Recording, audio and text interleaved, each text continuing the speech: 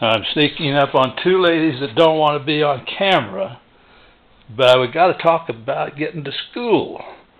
Now, when I was a little guy, I walked to school, into a country school. I would swear it was a mile, but I suppose it was a half mile. Then I moved to town and walked about that far. Got whipped twice on the way to school walking. First day in the city school. Then moved to Kansas, and our school bus was a pickup with a shell on the back of it.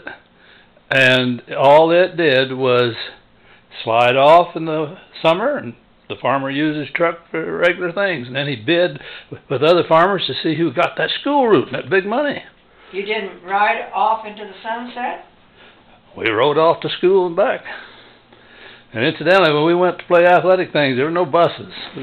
Parents, coaches, preachers. One preacher took his car, I think, every time his boy played, and he's going to see it anyway. And I don't think they got paid any mileage or anything. No, you didn't. And my wife says that she started to a country school. Did you walk, ride a horse, or what as a kid, little kid? When I was a little kid? Yeah. Well, I lived about a mile and a half from the school, country school, that I went to when I was in the third and fourth grade. Part of the third grade and the fourth grade. And then when we moved to a different farm in Conway Springs, Kansas, it was a mile and a half to school, and I did walk quite a bit. But if it was snowy, my dad didn't make me walk in the snow. He'd saddle the old workhorse up and I'd ride it.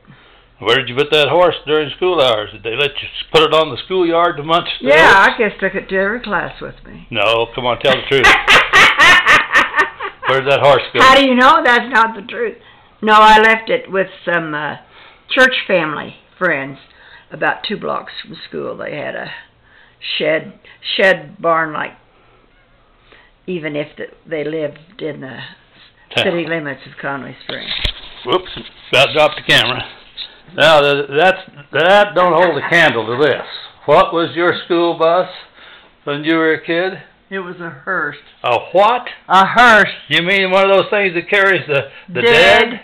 And how did that get to be the school bus? Well, that's the only thing big enough to carry us all. They put 2x12s on each side, and we opened up the back door and crawl in and crawl out. Now, folks, I'm telling you, I had to have that straight from the lady who did it, because if I just told that tale, my brother might come right down from above and say, "You're lying again." I've never in my life heard of a more exotic transportation to school. We just went in that way for 2 years, was all. Going to high school. Did the kids tease you about it? Nope. Nobody said a word. Nobody said a word. And where did you put your lunches?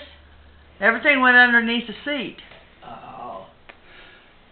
Well, then later, you actually drove your car as a school bus, didn't you?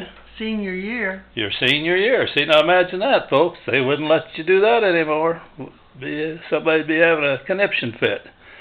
And then as parents, adults, young adults or something, both you and Joe drove cars as school buses, didn't you? No. No. I thought I'd pick that up. No. Ah. Well, folks, times do change. And bet when you went on any trips, you didn't have any fancy buses either. Nope, we took all of our kids. In cars. In cars. Yeah. So I just wanted to get that on record, just in case I didn't get another chance. Yep.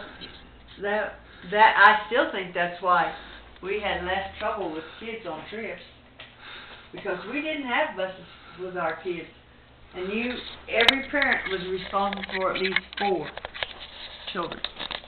I don't know if you folks got that or not. Would you say it again? You think that's why you had less trouble, was what? Because we took cars to take our kids on trips. And you had the parents right there. You had a parent with every car, yes, and you took care of those kids yourself. And you think you had less trouble with kids getting in trouble on We didn't have any trouble. Just didn't have any trouble. Good enough.